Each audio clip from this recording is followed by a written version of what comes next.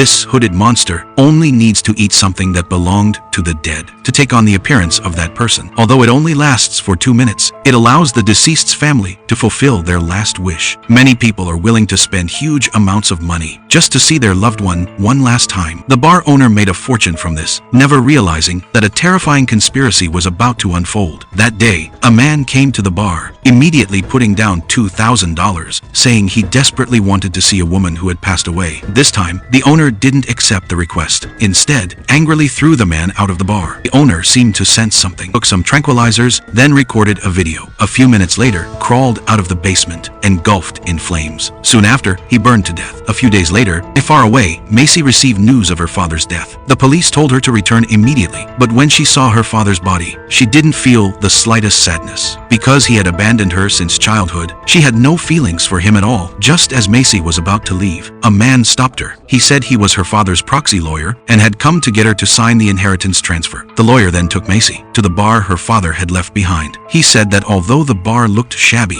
it had more than 500 years of history. Macy looked around and saw the walls covered with photos. They all seemed to be the former owners of the bar. She accidentally noticed a burn mark on the floor. Looking up, she saw a wooden door at the end of the hallway leading to the basement. It seemed filled with unspeakable secrets. The lawyer suddenly broke her thoughts, pulled out an old deed, and told Macy that as long as she signed it, property would be hers. Macy didn't think too much and signed her name on the deed. She had no idea this decision bring her terrifying consequences. The lawyer then said he would bring her the keys tomorrow and told Macy to stay there for the night. But at midnight, the alarm clock suddenly rang. Macy woke up and faintly heard footsteps downstairs. She used her phone as a light and went down. She called out, but no one responded. So she turned on the hallway light leading to the basement. She stared at the wooden door ahead, realizing the sound seemed to be coming from inside. Cautiously, she walked over, pressed her ear against the door to listen carefully, and indeed, the sound was from within. She tried to open it, but the door wouldn't budge. Just as she was puzzled, a shadow suddenly appeared behind her. When Macy walked into the hall, she was startled.